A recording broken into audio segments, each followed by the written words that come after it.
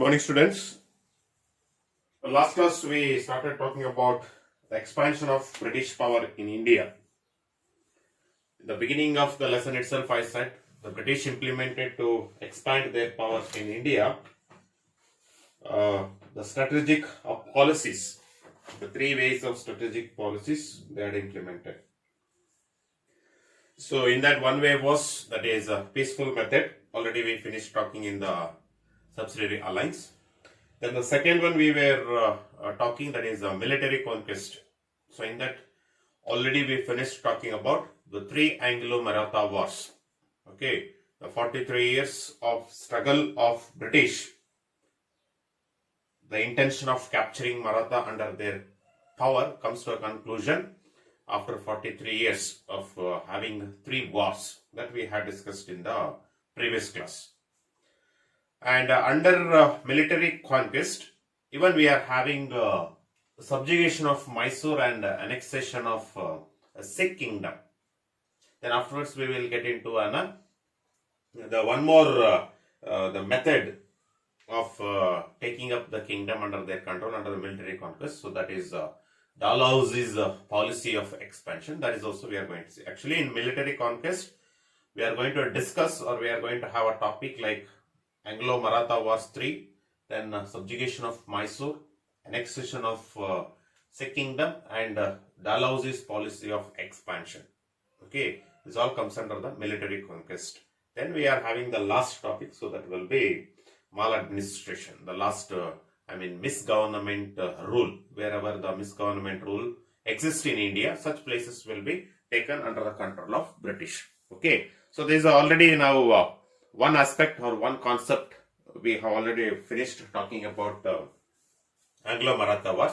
Now today we will go with the subjugation of Mysore.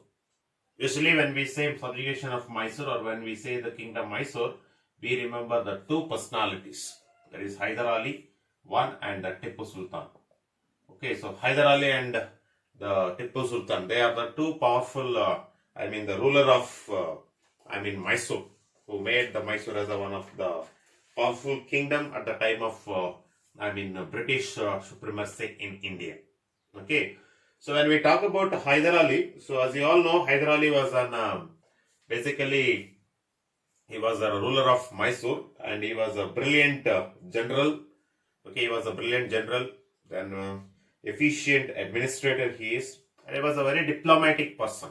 Okay, he was a very diplomatic in character or diplomatic person, which we are having it. And when we say Mysore kingdom, the man who founded or man who established the Mysore kingdom, okay, he is being a founder, and his remarkable courage and remarkable ambition made the Mysore kingdom to go up to Krishna river. He extended his kingdom up to Krishna river. Okay, not only extended up to Krishna river, he had a very good administration system. Okay, he had a very good administrative system which was very strict, and it was very efficient, where he introduced various reforms. Okay, so he had introduced various reforms to develop the administration of Mysore kingdom. So like this, so when he was established, or when he was ruling this Mysore, so during that time British almost, they captured almost 90%. The India was under their control. Now the thing which was left out was, that is the Mysore kingdom, which they have to bring under their control. But the British had a bit fear. Okay, British considered the Mysore kingdom is a threat to establish. If they want to establish the entire supremacy over India, then they should defeat, or they should capture this Mysore. But it's not so easy. Okay, where they themselves felt that they are powerful. Okay, Mysore, Hyder Ali being very powerful. But meanwhile, the war was declared. So where 4 Anglo-Mysore wars were declared. First and second Anglo-Mysore war, so which was fought by Hyder Ali. Okay, so Hyder Ali fought first and second Anglo-Mysore war. In second Anglo-Mysore war, the death of Hyder Ali takes up. After the death of Hyder Ali, then his son takes up the kingship, that is Tipu Sultan. Okay, Tipu Sultan took up the kingship, and almost 32 years, the span of 32 years, he ruled Mysore and he protected Mysore. But finally, another two wars. First and two Anglo-Mysore War. First Anglo, second Anglo-Mysore War, fought by his father, where his death takes place. Then second and third Anglo-Mysore War fought by Tipu Sultan, where in the fourth Anglo-Mysore War, okay, fourth Anglo-Mysore War, the death of Tipu Sultan takes up in, fourth Anglo-Mysore War. So that brings a conclusion to the Mysore kingdom. So where after, death of Tipu Sultan, that is in 1799, okay, 1799, the Mysore power was crushed by British, and British took up the Mysore under the control of the British kingdom, and it was given to, the Odear kingdom. Okay, so that's how today the Odear's rule exists in the, Mysore. So that's the subjugation of Mysore. Then when we come to one more, the kingdom, that was Sikh kingdom. So which was taken. Actually, the Sikh kingdom at that time, it was very powerful, and it was having very powerful and independent state under the leadership of one of the famous person, that is Ranjit Singh. So during his kingship and during his the Sikh kingdom had seen lot glory, and it became one of the most powerful kingdom. But after the death of Ranjit Singh, okay, so after his death, there was an internal strife. Internal strife means in Sikh kingdom itself, there was a clash for a next kingship, for power. There was a internal strife among the Sikh. Internal strife means within the Sikh kingdom itself, fight for a next person to rule or to get enough power or kingship. So such situation, British realized this is a good opportunity. It's a good opportunity to declare a war against the Sikh kingdom and to capture the Sikh kingdom or annex the Sikh kingdom under the control of British. So meanwhile, keeping that intention, the two Anglo-Sikh wars were proclaimed or were declared on Sikh kingdom, that is from 1845 to 1849. Finally, in the second Anglo-Sikh war, the Sikh kingdom completely lost, and the complete Sikh kingdom was annexed by that is Punjab, completely annexed by the personality who is called as Lord Dalhousie, Governor General of India. Okay, so he was the Governor General of India, and the man who took governorship from 1848. Okay, so 1848 onwards, his governorship started. 1848 to 1856. So he is the person who captured. So like this, subjugation of Mysore and annexation of Sikh kingdom also becomes one of the military conquest which we are having it. Next, when we go to, the policy under military conquest, we are having one more policy, that is Dalhousie's policies of expansion. Okay, so when Dalhousie became a Governor General of India, that is in 1848 to 1856, he had adopted three methods. Okay, he had adopted the three methods. The first method he adopted was, that is War Punjab. That is already year is over. Okay, Anglo-Sikh wars. The second method he was adopted was, that is Doctrine of Lapse, that which we are going to talk now. Then the third method which he has made, so that was an annexation. Okay, the third method which he used was, that is annexation, which we are going to see in the next class. Okay, now already War Punjab, that is nothing but to capture Sikh kingdom. So the two Anglo-Sikh wars which he created, so that comes there as a one method. Now second method when we see, that is Doctrine of Lapse method, one of the famous method.